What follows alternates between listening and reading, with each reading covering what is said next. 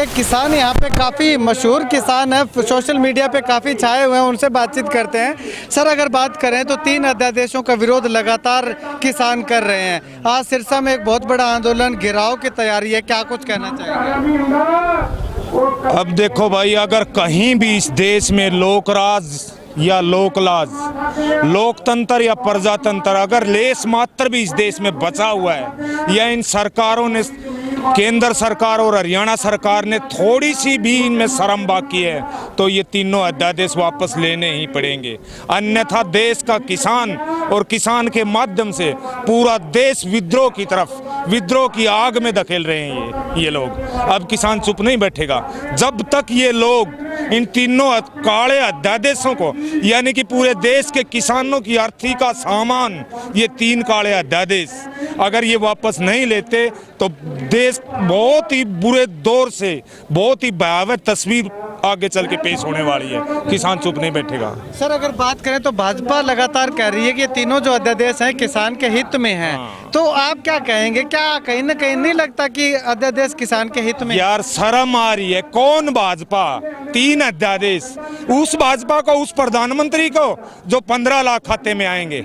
Swaminathan C250 लागू करूंगा, 2 करोड़ रोजगार, उसके संपूर्ण कर्जा मुक्ति, मैं नोटबंदी कर रहा हूं, देश का सारा काला धन वापस आ जाएगा, मैं GST लगा रहा हूं, देश के वारे नारे हो जाए, सब कुछ बर्बाद कर दिया। उस आदमी की मौखिक बात के ऊपर विश्वास करेगा देश का किसान?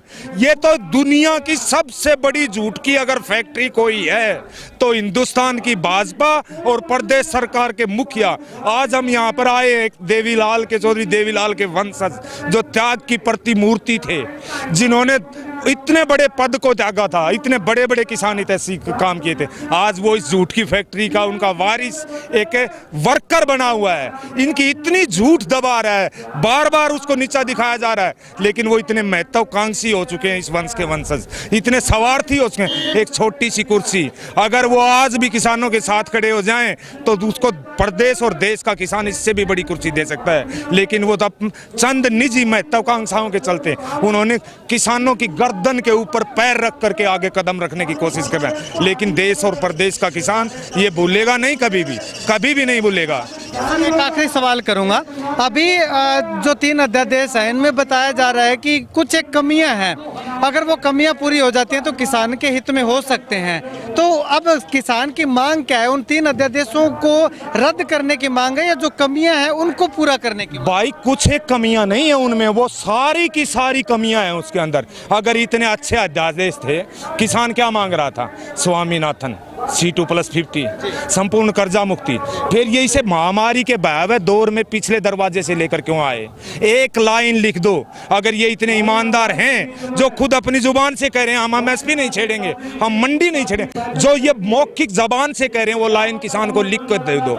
इनके तीनों अध्यादेश सिर्फ एक लाइन में सवा हो जाएंगे। वो एक लाइन है, किसान की फसल खरीद की गारंटी, और अगर MSP से नीचे कोई खरीद दे तो उसको सजा का प्रावधान हो, सजा मिलनी चाहिए, सजा का अधिकारी हो। सिर्फ एक लाइन में इनके तीनों अध्यादेश धराशायी हैं। और वो लाइन हम वही मांग रहे हैं जो ये कह रहे हैं कि हम MSP नहीं छेड़ेंगे, हम मार्केट नहीं छेड़ेंगे। वो लिख के दे दो, उसको लीगलाइज करवा दो, बस। किसान देश का कुछ नहीं मांग रहा।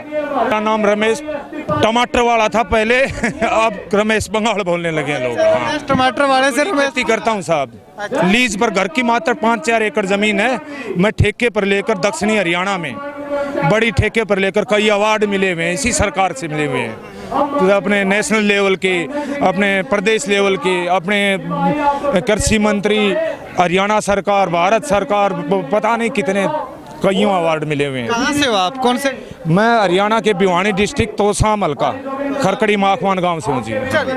शुक्रिया सर बातचीत के लिए। तो एक ऐसा किसान जो पिछले काफ़ी लंबे समय से हरियाणा सरकार और भारत सरकार से खेती के मामले में अवार्ड जीत चुका है, उस किसान ने आज सरकार को ललकारा है, सरकार को घेरा है और सरकार को ये बताने का प्रयास किया है कि अगर आप इन 3 अध्यादेशों को लागू कर रहे हैं और उसको किसान का हितैषी बता बता रहे हैं और दूसरी तरफ आप एमएसपी को ना हटाने की बात कर रहे हैं, तो उस एक लाइन को आप अगर जो 3 अध्यादेश हैं उनके साथ जोड़ने में क्या हर्ज है, ये सबसे बड़ा सवाल किसान ने उठाया है। अगर आप वाकई में किसानों के हितैषी हैं, और दुष्यंत चौटाला पे भी सीधा सीधा सवाल उठाया है कि चौधरी देवीलाल जो कि किसानों के लिए त्याग करने की भावना रखते थे, उनके वंशज आज लालची हो चुके हैं।